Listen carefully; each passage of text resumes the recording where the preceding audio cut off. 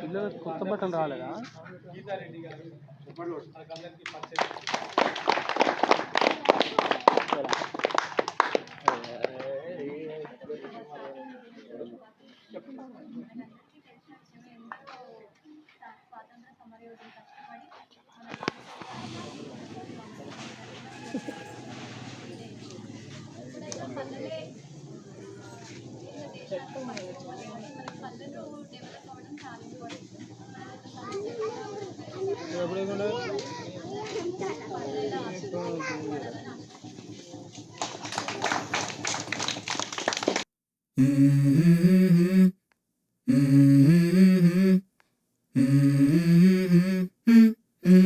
Let's go.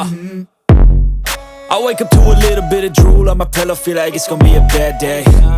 Yeah, I'm tired of shit, and the coffee ain't hit yet, damn, ain't that great. I don't wanna go to work, cause my boss is a jerk, and I'm not even that paid. I need a change in my life, cause I don't feel alive, and there's nothing that makes me happy. Hold my beer for a minute, I'm about to quit my job, cash in for a ticket. I'm going on a trip and I don't plan to visit. I'm gonna stay there till I feel like I'm winning, and this is just the beginning. I need a big change, help me feel like living. I need a big swing, home runs I'm hitting, and I'll never look back, moving on till I get it all. And we all got dreams, we all want things, but what you gonna do for it? How you gonna move for it? What you gonna be? And do you believe you can do anything? But what you gonna do for it? How you gonna move for it? What you gonna be?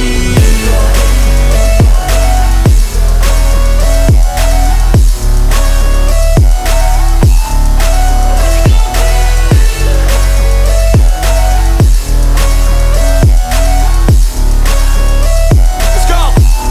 Hey! Yeah, this is my life, my strife, my right to fight, to die on. And this is my game to play, to claim a brand new name, And I ain't gonna lie to you, I'm a bit nervous that I might screw everything up that I've ever done. But what's the point of living if you ain't having fun? I guess I'll try this, try that, might miss, gotta find what I'm good at. I guess I look here, look there, over where am I scared, where am I at? I gotta make it in this life, whatever makes me happy, know I'm doing things right. Sipping in the summer on a goose and Sprite, or find a nightclub for the end of the night, And we all got dreams, we all want things, but what you gonna do for it? How you gonna move for it? What you gonna be? And do you believe you can do anything? But what you gonna do for it? How you gonna move for it? What you gonna be?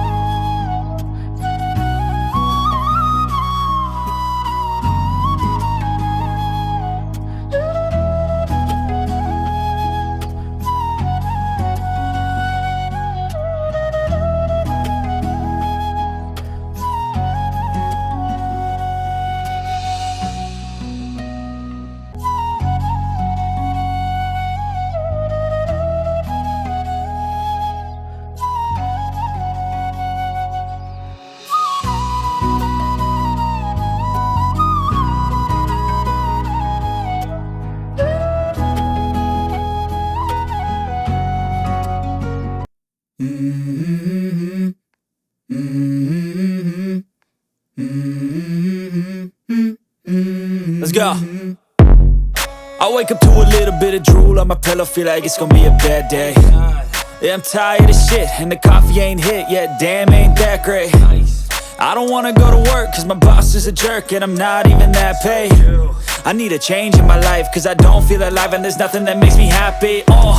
Hold my beer for a minute, I'm about to quit my job, cash in for a ticket. I'm going on a trip and I don't plan to visit. I'm gonna stay there till I feel like I'm winning, and this is just the beginning. I need a big change, help me feel like living. I need a big swing, home runs I'm hitting, and I'll never look back, moving on till I get it all.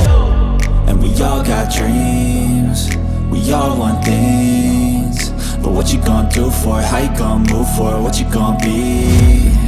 And do you believe you can do anything? But what you gonna do for it? How you gonna move for it? What you gonna be?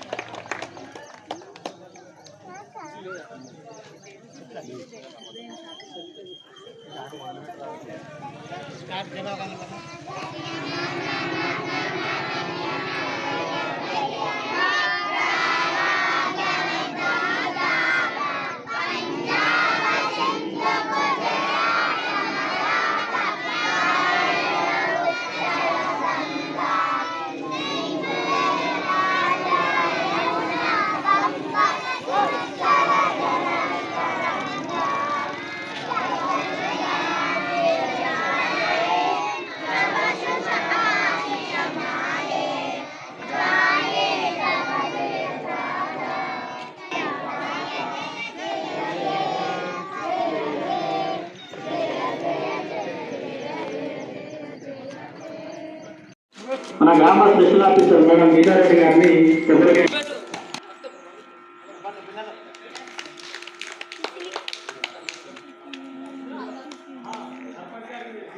అదేవిధంగా మన గ్రామ మాజీ సర్పంచి పొలవేలి పోచారి గారు కొబ్బరి బాగా కోరుతున్నాం.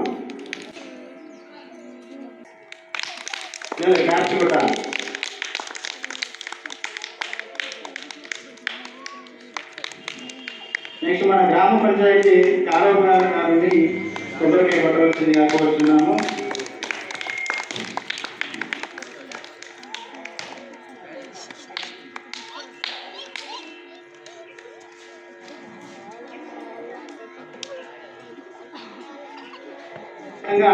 మేళ రవి మన మాజీ పాఠశాల కమిటీ చైర్మన్ గారిని కొబ్బరికాయ కొట్టవలసిందిగా కోరుతున్నాం.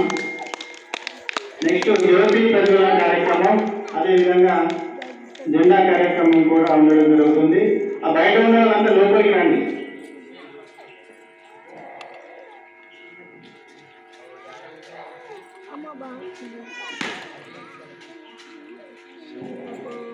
మన పాఠశాల సీనియర్ ఉపాధ్యాయులు శేషమేధం గారిని కొబ్బరికాయ కొట్టవలసిందిగా కోరుతున్నాం.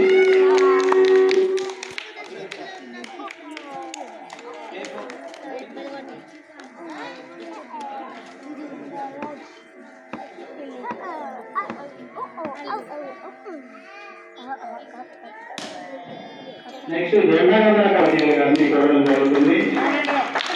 తప్పనిసరిగా పిల్లలందరూ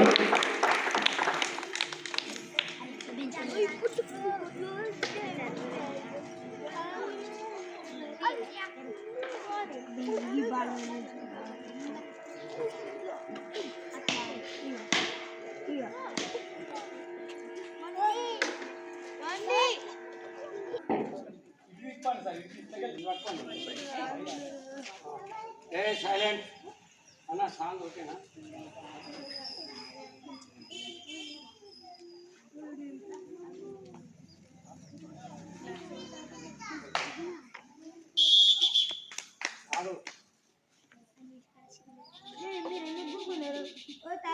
ఏయ్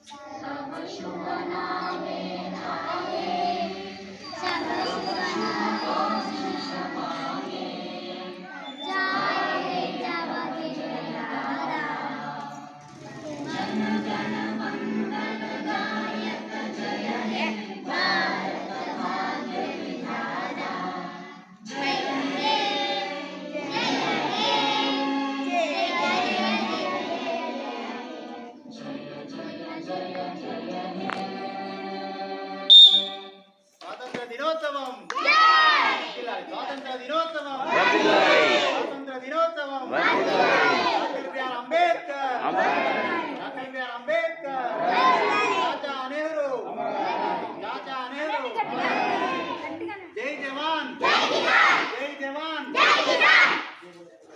జై బోలో స్వతంత్ర భారత్ కి. గీతారెడ్డి గారిని స్టేజ్ పైకి రావాల్సిందిగా కోరుతున్నాము. నెక్స్ట్ మన పాఠశాల యొక్క అమ్మ ఆదర్శ కమిటీ చైర్మన్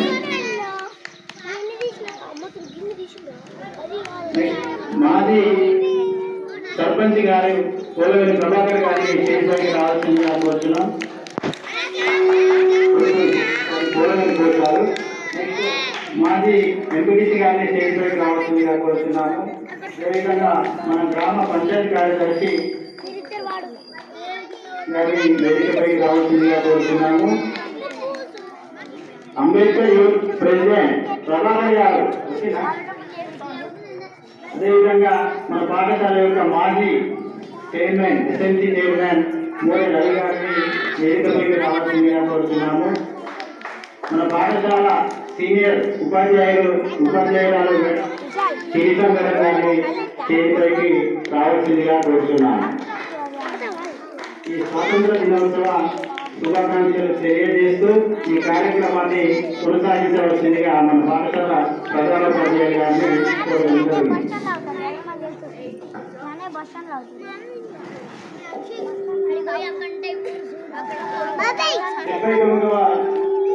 స్వాతంత్ర దినోత్సవానికి వచ్చిన గ్రామ పెద్దలు, అంబేద్కర్ యూత్ గారు మరియు అంగన్వాడీ టీచర్స్ అందరికీ స్వాగతం సుస్వాగతం.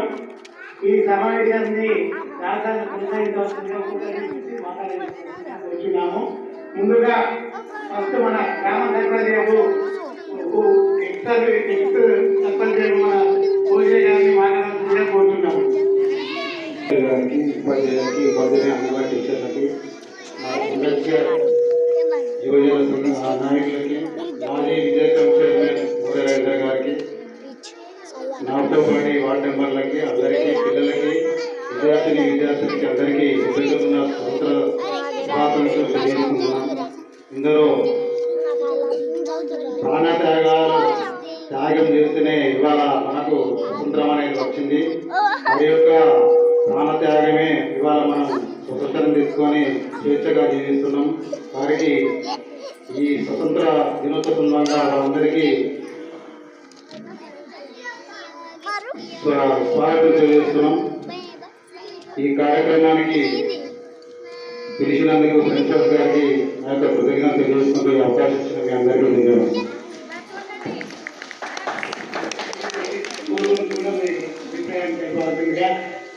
ఎప్పుడు కూడా 15th ఆగస్టు 26 ఉన్నప్పుడు మాత్రమే వస్తున్నారు. మా స్కూల్ గురించి మాట్లాడే వాళ్ళు కూడా కలవకూడదు. దయచేసి మీ ఊళ్ళో మీ స్కూల్ ఉన్నదని గమనించి మా స్కూల్కు మేము అడిగేది ఓన్లీ పిల్లలను మా స్కూల్లో జాయిన్ చేసే విధంగా ప్రోత్సహించవలసిందిగా కోరుతున్నాము.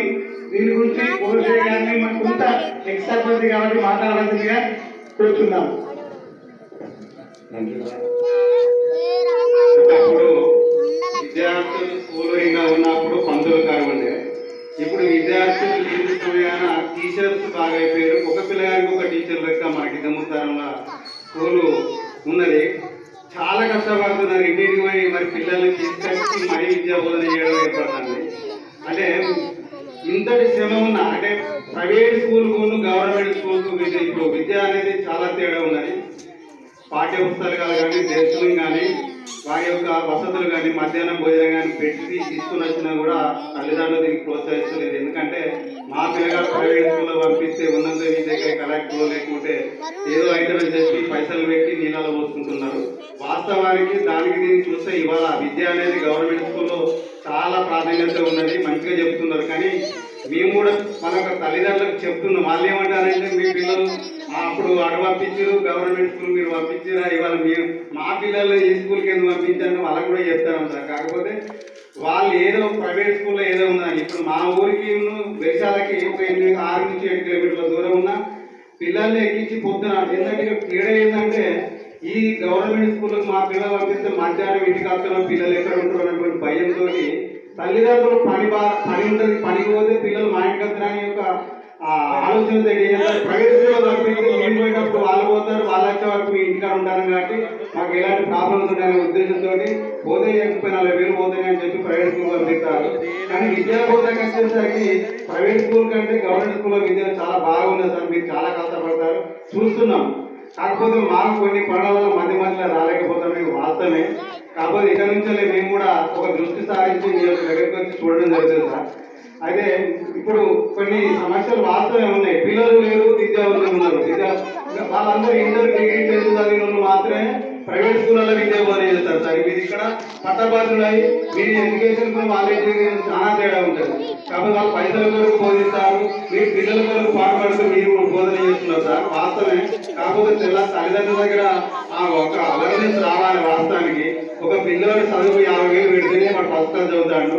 ఆ పైన క్లాసులకు వెళ్ళాలంటే ₹1,00,000 దాకా పెట్టాల్సి వస్తుంది.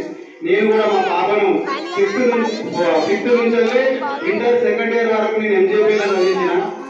అయితే విద్య అనేది పిల్లవాడి దగ్గర గురువు చెప్తే నేర్చుకుంటాడు. ప్రైవేట్ స్కూల్లో పక్కకుండా చదువుతాను నేను చదువుతాను అని చెప్పి ఇక్కడ తల్లిదండ్రులు పోటీవాడికి పంపించే వాళ్ళు కొంతమంది ఉన్నారు.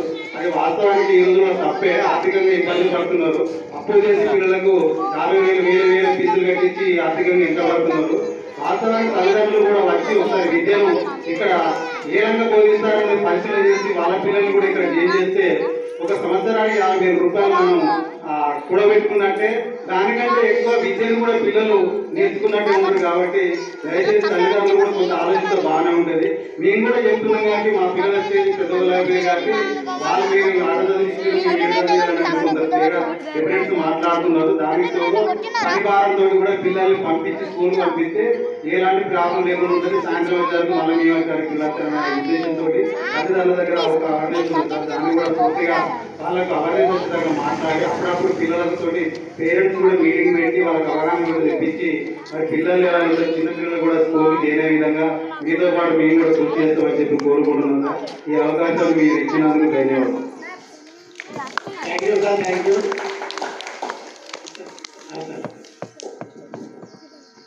అన్నిటిగా భావించద్దు. మన గ్రామ కారవ సంపది గారిని స్టేజ్ పైకి రావాల్సిందిగా 79వ స్వాతంత్ర దినోత్సవ సందర్భంగా ఈ కార్యక్రమానికి హాజరైనటువంటి స్పెషల్ ఆఫీసర్ గారు మరియు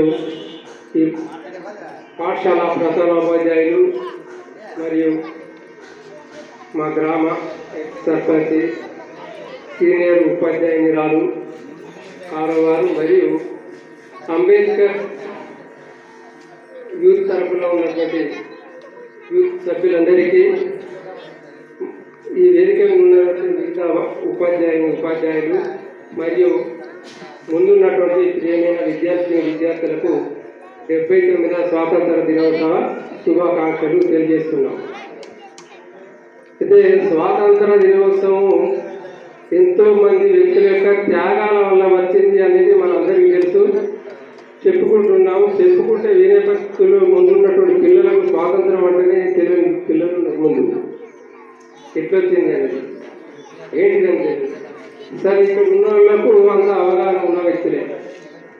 స్వాతంత్రం కొరకు ఎంతో మంది వాళ్ళు త్యాగాలు చేసి ఈ స్వేచ్ఛను మనకిచ్చి ఈ స్వేచ్ఛను కాపాడే వ్యక్తులు ఇప్పుడు కూడా ఉన్నారు. చుట్టూ సరిహద్దుల్లో ఉన్నటువంటి వీర జవాన్లకు మనం ఒకసారి సలహా చేయాలి. వీరి చుట్టూ ఉన్నటువంటి మనం నిరంతరం మన పనులు మన కార్యక్రమాలను నిర్వహించుకోవడానికి ఆటంకం లేకుండా అటు సైనిక దళము, నావికా దళము, ఇటు ఎయిర్ ఫోర్స్, ఇన్ని రకాలైనటువంటి దళాలు మనలో నిరంతరం మన మీద జీవ వాళ్ళకుండా నిరంతరం పర్యవేక్షణ చేస్తుంది. వాళ్ళు వాళ్ళ జీవితాలను లేకుంటే వాళ్ళ ప్రాణాలను పణంగా పెట్టితేనే మనం ఈరోజు ఇక్కడ ఈ స్టేజ్లో కూర్చుండము, ఈ రకంగా స్వచ్ఛందంగా మాట్లాడుకునే అవకాశం దక్కుతుంది. కాబట్టి మనం ఆ వీర జవాన్లను మనం ఎప్పుడు వాళ్ళను మనసులో స్మరిస్తూ ఉండవలసినటువంటి అవసరం ఉంది. అయితే వాళ్ళ యొక్క త్యాగాలు వల్ల మనకి ఈరోజు స్వాతంత్రం వచ్చింది. వచ్చిన స్వాతంత్రాన్ని కాపాడుకోవడానికి సమాజంలో మన అందరి బాధ్యత. ఆ రోజు స్వాతంత్రం కొరకు పోరాడి కేవలం వ్యక్తిగత స్వార్థము అనేది ఏ వ్యక్తికి లేకుండా నిరంతరం వాళ్ళ యొక్క ప్రాణాలను అడ్డుపెట్టి స్వాతంత్రం కొరకు పోరాడి ఇచ్చిన స్వాతంత్రాన్ని మనము ఒక్క అంగళం కూడా బయటికి పోకుండా కాపాడుకోవాల్సిన బాధ్యత కేవలం సైనికుల మీదే కాదు, మనందరి మీద కూడా ఉంది. అంటే మనం బయట అక్కడ యుద్ధం చేసేటోళ్ళం కాదు. కాబట్టి ఆ సైనికులకు వాళ్ళు ఎవరైతే ఉన్నారో వాళ్ళందరికీ మనం వెన్నుదన్నుగా ఉండి ఒకవేళ దేశానికి కనుక విపత్కర పరిస్థితి ఎదురైనప్పుడు సమాజంలో ఒక వ్యక్తిగా మనము మన వంతు పాత్ర ఏంది, మనం ఏ విధంగా ఎదుర్కోవాలి అనేది మన మీద కూడా బాధ్యత ఉంది. కాబట్టి ఆ స్వాతంత్ర పోరాటాన్ని కాపాడుకునే బాధ్యత సమాజంలో మనం ఒక వ్యక్తిగా, ఈ దేశంలో ఒక పౌరునిగా మనం మన బాధ్యత కూడా ఉంది. ఇక ఉపాధ్యాయుల వరకు వస్తే ఉపాధ్యాయులు పాపం నిరంతరం వాళ్ళు శ్రమ చేస్తారు. అయితే ఇవన్నిటి కూడా సవ్యంగా జరగాలంటే ఈ సమాజం ఒక క్రమపద్ధతిలో సక్రమైన విధానంలో నీతి నియమాలు, చట్టపరమైన పరిపాలన ఇవన్నీ కొనసాగాలంటే ఇక్కడ పాఠశాల లోపలే ఇవన్నీ ఏర్పడతాయి. పాఠశాల లోపలే నిర్మితం చేయాలి. అందరూ పురాతన కాలంలో అక్షరాస్యత అనేది లేదు. దేశం అంటే ఏంటో తెలియదు, రాష్ట్రం అంటే ఏంటో తెలియదు, చట్టం అంటే ఏంటో తెలియదు. వాళ్ళకు అటువంటి పరిస్థితుల్లో పెరిగిన వాళ్ళు. కానీ ఇప్పుడు దాదాపుగా అక్షరాస్యత అందరూ సాధిస్తున్నారు. ఈ అక్షరాస్యత సాధించేటప్పుడే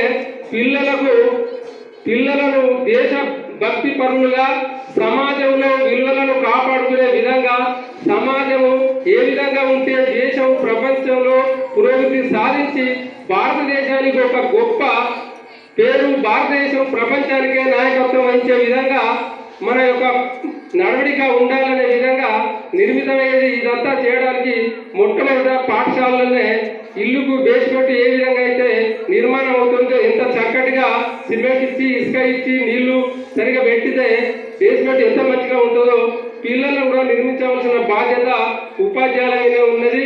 ఈ దేశ సమాజము సరైన విధంగా ఉంటుంది, దేశ సమాజం సరైన విధంగా ఉంటుంది, ఉండలేదు అంటే అసలు ప్రధాన బాధ్యులు ఉపాధ్యాయులే. ఎందుకంటే వీళ్ళు ఏ విధంగా సమాజాన్ని నిర్మిస్తే, ఏ విధంగా మలిపితే ఆ విధంగానే సమాజము ముందు పెరిగే వాళ్ళు దేశం పట్ల కానీ సమాజం పట్ల కానీ వ్యక్తుల యొక్క పరస్పర సహకారం పట్ల కానీ ఏ విధంగా ఉండాలి, నైతిక విలువలు ఏ విధంగా ఉన్నాయి, ఏ విధంగా పాటించాలని ఇవన్నీ చెప్తున్నాయి. ఎంపీటీసీ గారు చాలా మంచి సూచనలు సలహా ఇచ్చినందుకు పేరున థ్యాంక్ యూ చెప్తాను. అదేవిధంగా మన స్పెషల్ ఆఫీసర్ గీతారెడ్డి గారిని మాట్లాడవలసిందిగా కూర్చున్నాం.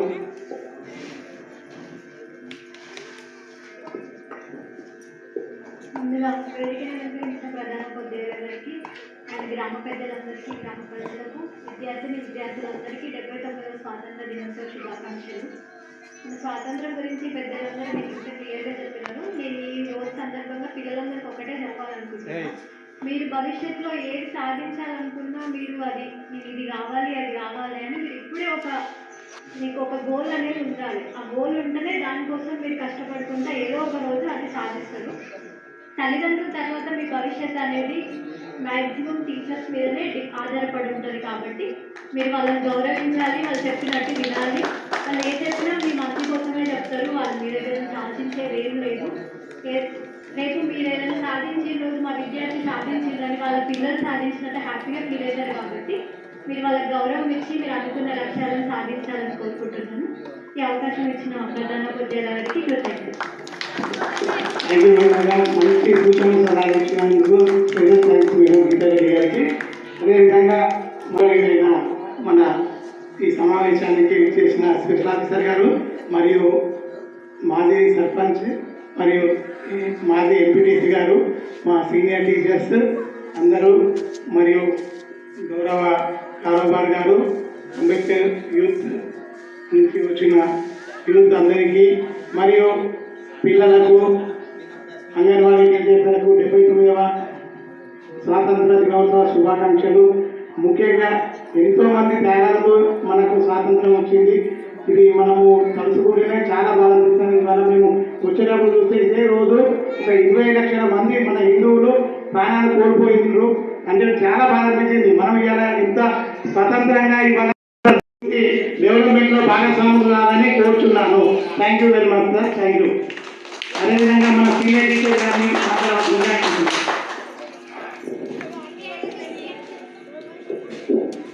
గ్రామ పెద్దలు మా పాఠశాలకి చక్కని సలహాలు ఇవ్వడం జరిగింది. అదే విధంగా మేము ప్రయత్నం చేస్తాం సార్. మీకు కూడా ఒక రిక్వెస్ట్ సార్, సాధ్యమైనంత వరకు మీరు కూడా మీ గ్రామంలో ఉన్న పిల్లల్ని మా పాఠశాలకు పంపే విధంగా కొంచెం ప్రయత్నం చేయండి. రేపు రాబోయే 2-3 రోజులలో మన దగ్గర ప్రీ ప్రైమరీ కూడా స్టార్ట్ కాబోతుంది. మన గవర్నమెంట్ ప్రతిష్టాత్మకంగా కొన్ని పాఠశాలలో మాత్రమే ఈ ప్రీ ప్రైమరీ ఎడ్యుకేషన్ స్టార్ట్ చేయడం జరుగుతుంది. అందులో భాగంగానే మన జిల్లాలోనే మినిమం 400-500 పాఠశాలలు ఉంటే మన పాఠశాలకు కూడా ప్రీ ప్రైమరీ ఎడ్యుకేషన్ స్టార్ట్ చేసుకోమని ప్రభుత్వం చెప్పడం జరిగింది. కాబట్టి 3-4 సంవత్సరాలు నిండిన పిల్లల్ని మీరు ప్రైవేట్ పాఠశాలలకు పంపించకుండా దయచేసి మన దగ్గరికి పంపించండి సార్. ఇంతటితో ఈ యొక్క స్వాతంత్ర దినోత్సవ కార్యక్రమాన్ని ముగించడం జరుగుతుంది సార్.